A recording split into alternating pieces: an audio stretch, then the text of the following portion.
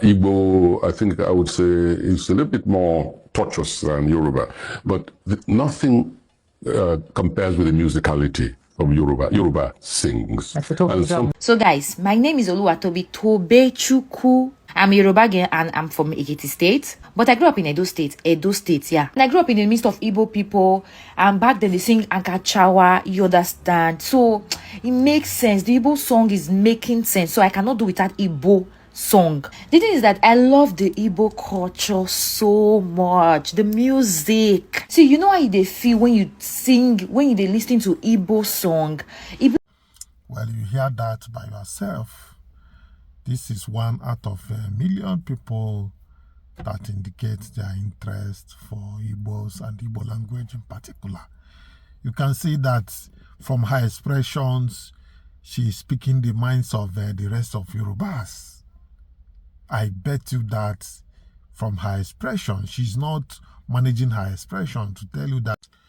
All right, in recent time, Wole Soyinka, the Nobel laureate winner from Nigeria, Yoruba extraction, he said that Igbo language is torturous. Torturous means something that is extremely painful, mentally stressing, exhausting. These are the meanings of torturous. But I bet you that sometime in 2017, I can't forget it, during my discussion with somebody from the Middle Belt, he said that he so much loves Igbo language, not to even talk about the music of Igbos, that Igbo songs are very inspirational, even though he may not understand really what they are saying. But it's very, very inspirational that he feels very comfortable with Igbo songs. That's what he said. Now, somebody is here saying that Igbo language is torturous. Well, that is his own opinion. Sometimes these people that are too much, lettered, let me put it like that, lettered. I will not use educated, because so for somebody to be educated is a different thing than somebody to be literally lettered. There are two different things. If you watch these inventors that we have throughout the whole world, they are not lettered. They don't go to school. They feel that school is a waste of time. But they are educated. Educated is to educate yourself in certain things. It doesn't mean that if you don't go to school, you are not educated. These are two different things altogether. So, coming to Wole Soyinka, well, I felt, somehow, even recently, one lady was saying that he loved Igbo language. Somebody from Benin, did I say Benin? Yoruba land. A lot of people, commend Igbo language. And let me tell you, if Igbo language, or if Igbos are to exploit Nigeria with their language, Igbos would have gone far. Yes, Igbos would have gone far, because Igbos are all over everywhere in the whole world. After the indigenous people, the next biggest in tribe are Igbos, anywhere in the whole world. So, what if, and these guys are doing their businesses, what if we insist in trying to use that our, advantage to pass our language to others, just the way the Hausas we are doing, or the way they are doing up to now?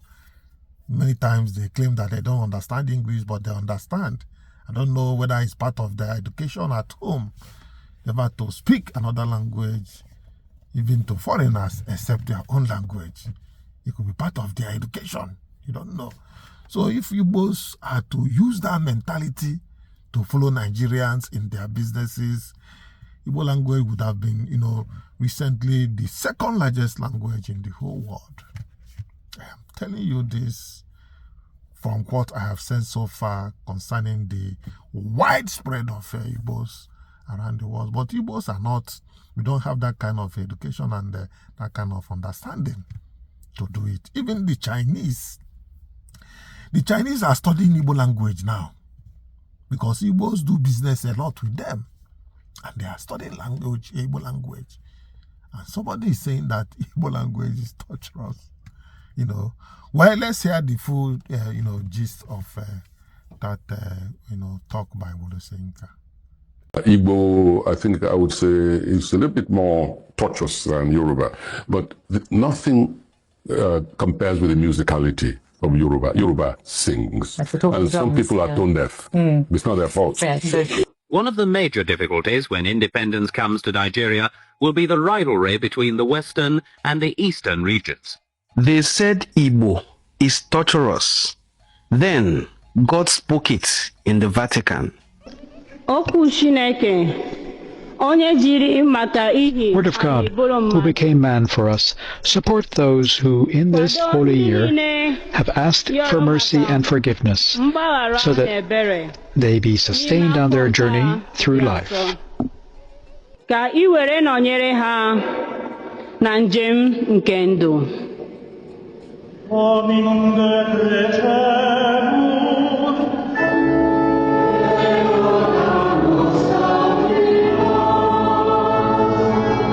And now the liturgy of the Eucharist will commence with the entrance procession,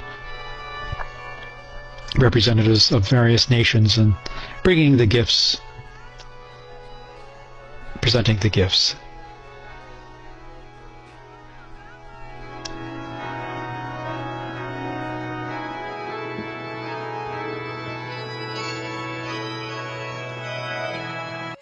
There is a language that has crossed many oceans, a language that has carried enslaved people through the belly of the ships, and still came out singing on the other side. A language so layered, so tonal, so mathematically precise that it took one of Africa's literary titans to dare call it torturous. Professor Wole Soyinka, a Nobel laureate, the greatest living African writer, said what about Igbo? Let us be clear about something from the very beginning. Professor Wole Soyinka is not a small man. He is not an ordinary man. He is the first African writer to win the Nobel Prize in Literature. He has been imprisoned, exiled, threatened, and through all of it, he wrote beautifully, fiercely, defiantly. We are not here to tear him down, but when a man of his stature makes a statement about a people's language, a language tied to their identity, their ancestry, their soul, that statement lands differently. It does not land as an opinion. It lands as a verdict. Yoruba is a very difficult language. It's tonal. Yeah. I wouldn't recommend it for my favorite scholar at all. Hausa is loser, for instance. I studied linguistics and things like that. Hausa is loser than Yoruba. Igbo, I think I would say, is a little bit more tortuous than Yoruba. But nothing compares with the musicality of Yoruba. Yoruba sings, and some people are tone deaf. It's not their fault. What can they do? He said it, you heard it, and the internet did what the internet does very well. Within hours, the Igbo community had something to say. Within days, it had become the most charged cultural conversation Nigeria has had in years. But here is the question no one is truly asking. Is the debate about a language, or is it about something much older? Nigeria is a country of over 200 million people. It holds within it over 500 languages, but none carry the weight of the Igbo and Yoruba languages.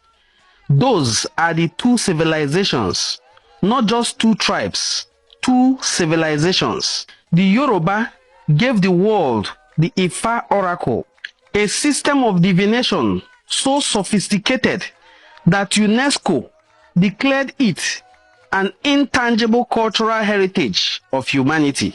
The Igbo gave the world the Ibuku bronzes, artifacts from the 9th century that rewrote what historians thought they knew about African metallurgy. Both people built empires before colonizers arrived with maps and the arrogance to call this land discovered.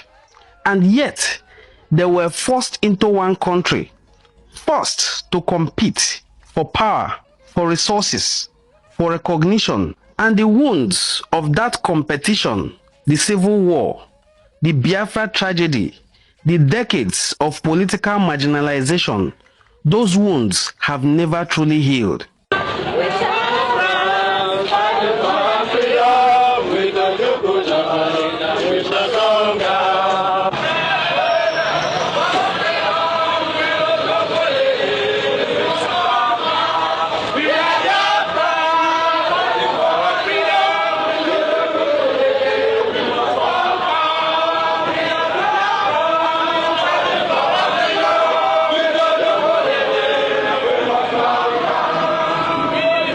So, when Professor Wole Soyinka speaks about Igbo, he does not speak into a vacuum. He speaks into 60 years of unresolved tension, and the Igbo people heard it that way. Can you blame them? Now, let us actually think about what Soyinka said. The Igbo language is tonal. It has 3 distinct tones: high, low, and mid. And the same word can mean something different completely depending on which tone you use. Aqua can mean cloth. Aqua can mean egg. Aqua can mean cry. Aqua can mean bed. 4 different meanings, 1 word, 0 room for error. For someone learning the language as an outsider, even a brilliant outsider, even a Nobel laureate, yes, it is demanding, it is complex. But here is what the Igbo people will tell you. Complexity is not a flaw, it is architecture. The tonal system of Igbo is not a mistake of evolution. It is precision instrument built over millennia to carry meaning, nuance, and poetry that simpler phonetic systems simply cannot hold. Yoruba, let us be clear, it is also tonal, and Soyinka knows this because he has written in Yoruba, he has celebrated Yoruba. So the question, the uncomfortable question becomes, is torturous a linguistic critique, or is it something also wearing the mask of linguistics? How do you describe 2 tonal languages, one as torturous and then the other as musical? And then there is Professor Chinua Achebe, the man who wrote Things Fall Apart, the novel that has sold over 20 million copies, the book that has been translated into 57 languages, the story that made the entire world look at Africa and listen. Achebe and Soyinka were contemporaries, 2 literary giants of the same generation. They disagreed, sometimes sharply, on politics, on literature, on Nigeria. But on one thing, Achebe was absolute. The Igbo language is not a burden, it is a gift. Igbo. Ọ bụ onye ka anyị na-achọ? Ọ bụ onye ka anyị na-achọ? Okigbo ka anyị na-achọ nzomalizo. O jelu nkụ ya na-ata, o chuli iyi ya na-ata, o jelu afịa ya na-ata, Okigbo ka anyị na-achọ nzomalizo. Ọ bụ onye ka anyị na-achọ? Ọ bụ onye ka anyị na-achọ? Okigbo ka anyị na-achọ nzomalizo. Ojebe nkụ ugboko elinia. Ochube mmiri iyi elinia. Ojebe afia ụzụ afia sọọlị ya. Ojebe ahịa ọgbọnụ kebiko chaali ya. Okigbo ka anyị na-achọ nzomalizo. Ezite egwu onye ga-agbala anyị. Eseta ọgụ onye ga-agbala anyị. Onye a na-akpọ nwere ife ọ na-eme. Okigbo ka m na-akpọ nzomalizo.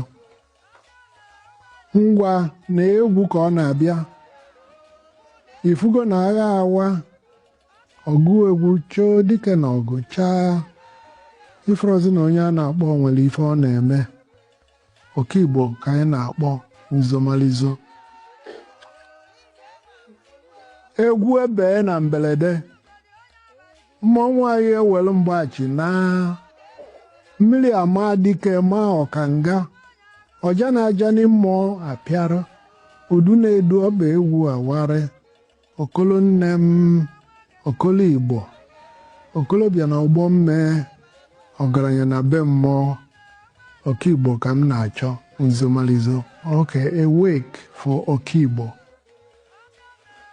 For whom are we searching? For whom are we searching? For Okigbo we are searching. Nzomalizo. Has he gone for firewood? Let him return. Has he gone to fetch water? Let him return. Has he gone to the marketplace? Let him return. For Okigbo we are searching. Nzomalizo. For whom are we searching? For whom are we searching? For Okigbo we are searching. Nzomalizo. Has he gone for firewood? May Uboko not take him. Has he gone to the stream? May Iyi not swallow him. Has he gone to the market? Then keep from him, you tumult of the marketplace. Has he gone to battle? Please, Obonuke, step aside for him. For Okigbo we are searching. Nzomalizo. They bring home a dance. Who is to dance it for us? They bring home a war. Who will fight it for us?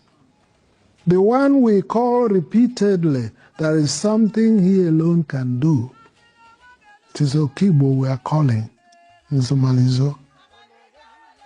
Witness the dance, how it arrives. The war, how it has broken out. But the caller of the dance is nowhere to be found. The brave one in battle is nowhere in sight. Do you not see now that whom we call again and again, there is something he alone can do? It is Okigbo we are calling. Nzomalizo. The dance ends abruptly. The spirit dancers fold their dance and depart midday. Rain soaks the stalwart, soaks the two-sided drum. The flute is broken that elevates the spirit. The music pot shattered that accompanies the leg in its measure.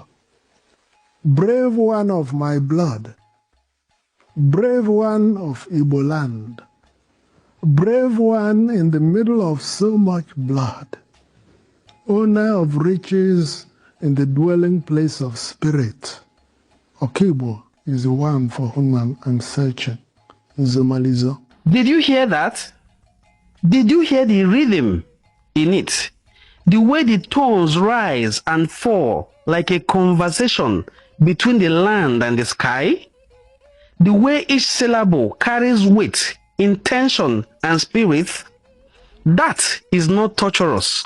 That is music written in the architecture of human breath. Achebe once wrote, "A man who does not know where the rain began to beat him cannot know where he dried his body." And the Igbo language, that language is where the rain began. It is where the memory lives, where the ancestors still speak. And now, we arrive at the moment that silenced every argument. Vatican City, Rome, the most sacred Catholic space on earth, and then Igbo again. Word of God, who became man for us, support those who in this holy year have asked for mercy and forgiveness, so that they be sustained on their journey through life.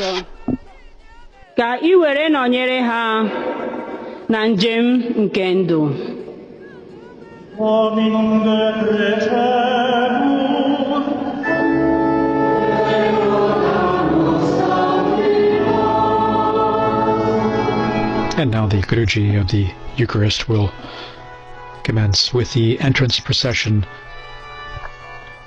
representatives of various nations and bringing the gifts, presenting the gifts.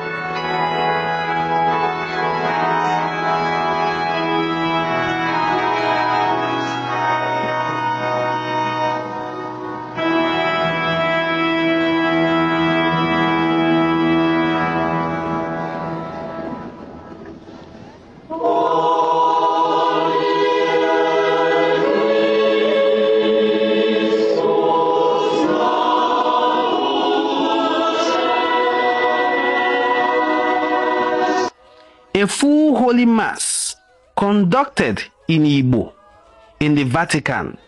The prayers of the faithful spoken in the same tongue that Igbo grandmothers use to call their children home for dinner. The Eucharistic prayer, the most sacred words in all of the Catholic liturgy, offered to God in a language that someone, somewhere, once called torturous. Language is not just communication. Language is prayer. Language is the shape that love takes when it moves from the heart of the lips. And if a language is holy enough for the Vatican, the seat of the world's oldest institutions, then what exactly are we arguing about? Here is what nobody wants to say out loud. This debate is not really about Igbo. It is about whose story gets to be told. It is about whose culture gets to be celebrated without having to defend itself. The Igbo have been told their language is dying, and yet it is spoken by over 45 million people worldwide. They have been told their culture is provincial, and yet Igbo traders built commercial networks across West Africa centuries before colonization. They have been told to assimilate, to code switch, to be quieter, and instead they taught their children the Igbo language.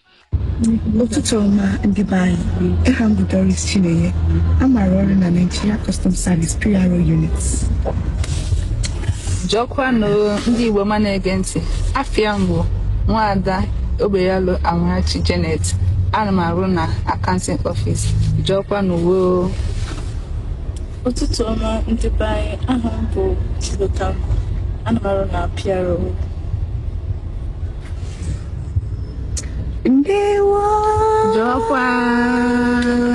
If you live in Houston, you are just in America with a touch of Igbo village vibe. What's going on?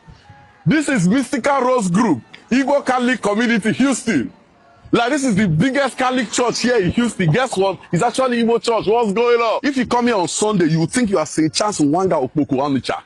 You would think you are St. Charles Nwanga Okpoko in Onitsha. What's going on? Come, let me show you something. Let me show you something.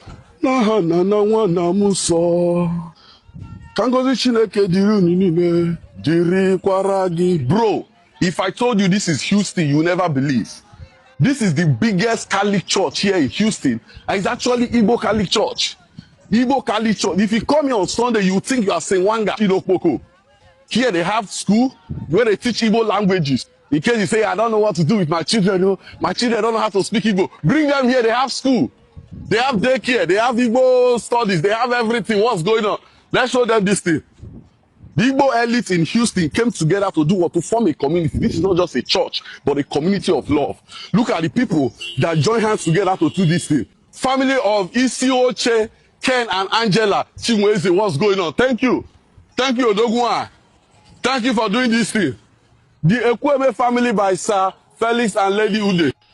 They have built churches, schools, and community centers on foreign soil. They have refused to let the language die in their mouths. And every mother who whispered Igbo lullabies to their children in London, every father who insisted on Igbo names even when the registry clerk mispronounced them, every grandmother who told her grandchildren, you must speak our language, it is who we are. Every single one of them answered Soyinka without ever saying a word. We began with a statement from one of Africa's greatest minds. We end not with anger, not with a verdict, but with a question for you to carry. What does it mean to love a language? It means to speak it even when the world asks you to stop. It means to sing it at your child's naming ceremony, even in a hospital in Manchester or in Atlanta.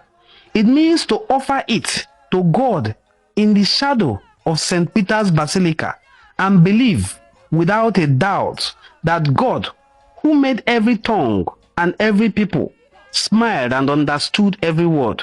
The Igbo people will say, Onye wetara oji, wetara ndụ. The one who brings kola brings life. Today, the Igbo language, tones and all, complexities and all, brings life. And that is enough. In fact, that has always been.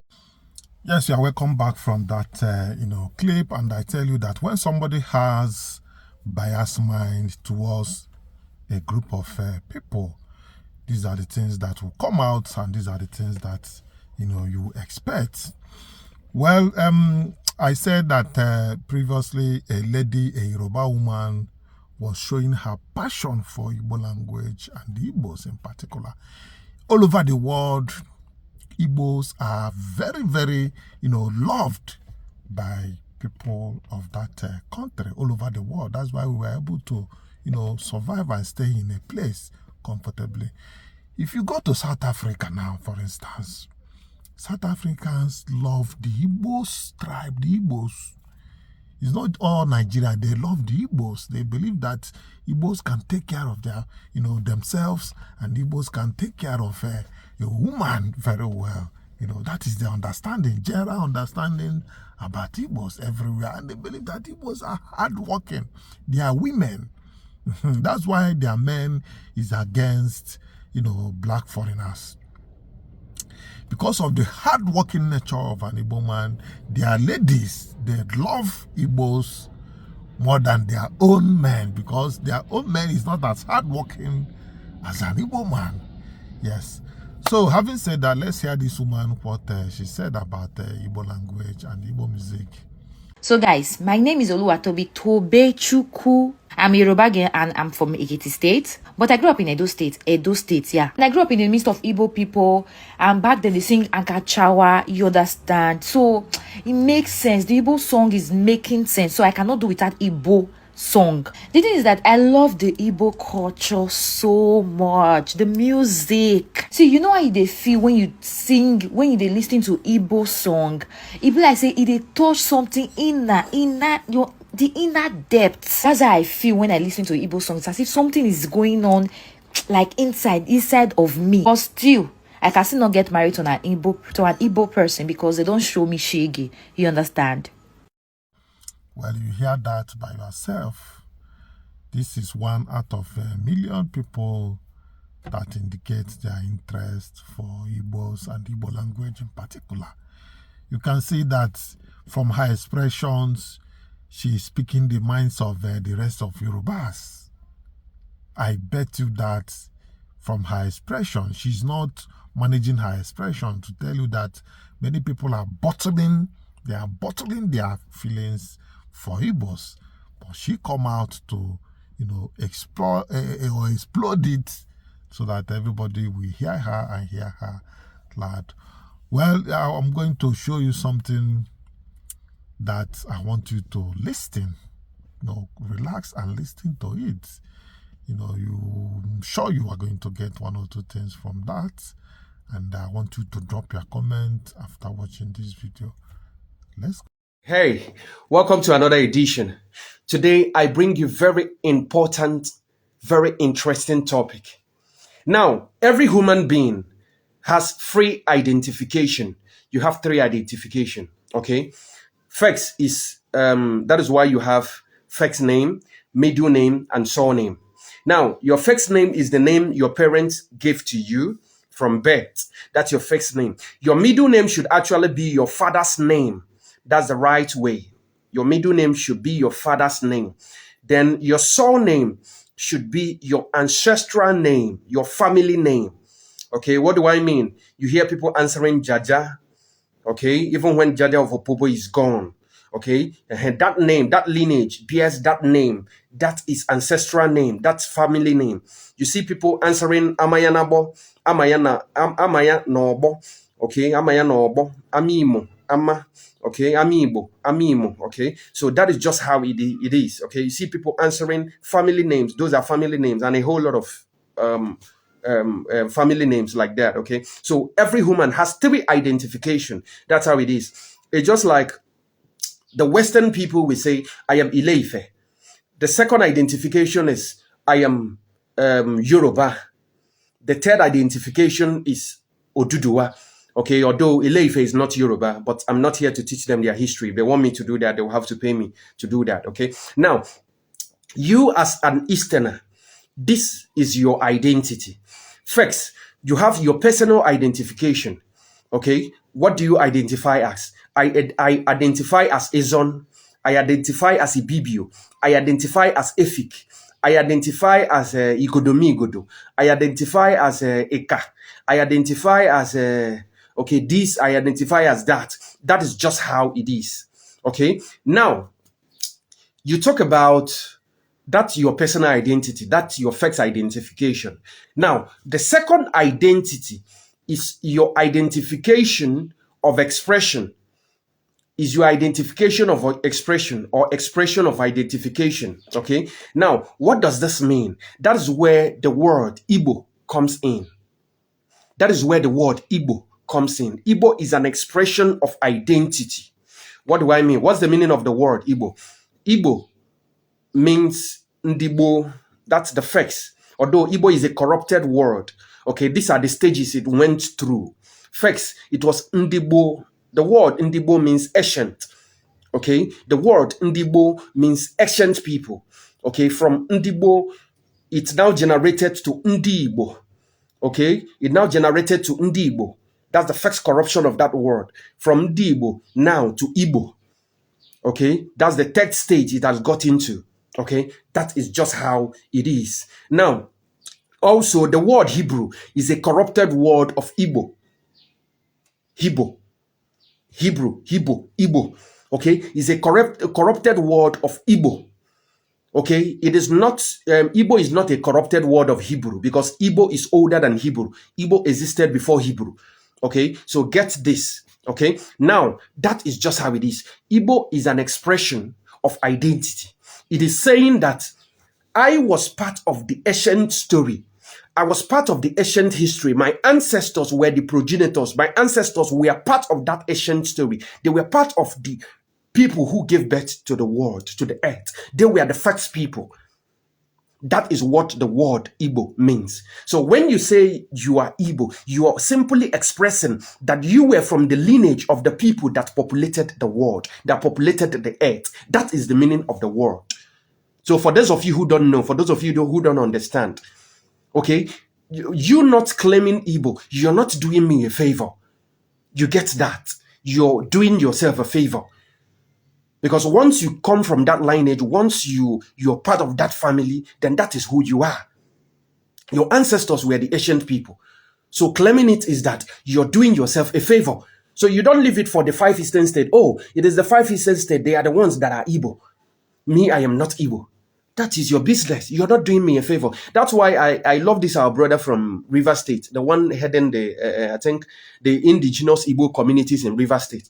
He says, I am indigenous Igbo. That is what he says. He said, I am ancient Igbo. He is an emancipated being. He has understood who he is. That is what it takes. That is what it means. That is wisdom. That is understanding. He is sensible. Understanding who you are, knowing who you are. That is the most important thing. That is what matters. Now, the third one is geographical identity. The third one is geographical identity. Now, how do you identify geographically? That is where the word Biafra comes in the picture. Now, go and look out for the 17th century African map. Look out for the 17th century African map. You will see the word Biafra, Biafra. It is there in the African map. It is there. So this is how your ancestors identified. This is what they identify as. That is their geographical identity. They answered that name. They answered Biafra. It was part of them. It was there. This is history. Historically, they were there. It was part of them. It is not something that is new. It is not something that existed that just came through thin air, that just came into the picture. No, it's been there. You get it? That is why coming down to the 19th century, during the era of King Jaja of Opobo, you find out that all the documents that were signed by them bears the word Bight of Biafra. All the document that was signed by King Jaja of Opobo bears the word of bears the name Bight of Biafra. The ones that were signed by King Kokonengi of Bonny Island bears Bight of Biafra. The ones that were signed by Josiah Ndubisi Nwachukwu bears the word Bight of Biafra, because they were all paramount chiefs as of that time. Do you get it? That word was there. The name was there. Now, this name disappeared in the early 20th century by the creation of Nigeria in 1914. That was when the name disappeared. You get the picture. That is how it is. That was why even in 1967, an Ejo man was the person who said, we used to be called, we were called Biafra. It is an Ejo man that said it, because he's an old man, a school headmaster. Okay, he's a teacher and all that, and perhaps he was small and he had all these things from his father, or he saw it, or he knew. Okay, and he grew with it. That was how it was. So it disappeared in the early 20th century by the creation of Nigeria in 1914. So now we can decide, okay, we don't want to bear this identity again. Fine. We can decide to pretend over it, but it doesn't mean that this is not who our ancestors were. Do you understand? That is just how it is. I am just here to teach you the truth. Know the truth. You can decide not to accept it. You can decide not to take it. Fine. But you have to know that truth. You get what I'm saying? So that is just what it is. So you as an Easterner, you have 3 identity. Even Frederick Lugard that created Nigeria called you Igbo, because it was an expression of identity. Now, that is why the white people, they studied the Igbo people. Now, the Igbo IGBO was not easy for them to pronounce. Now, they brought it down to IBO, Igbo. Now, the definition they gave to it, or the meaning they gave to it, they said I means I, then B means before, O means others. That is to say you come first as an Igbo, and that is how it is. That is how the white people described you. IBO, Igbo, I before others. Also saying the same thing, that you were the first, or you are the first. That is just how it is. So with this, I believe you've learned something. If there is any topic you want me to talk about, feel free, leave it in the comment section. If you have any question, if you have anything you want to say, just put it down there. Share this video, like it, and comment. Thank you. See you in my next episode. All right, viewers, with this, we are coming to the end of this video. And like this video, share it, and let me hear what you think about this video. I am still Chinedu until I come your way next time.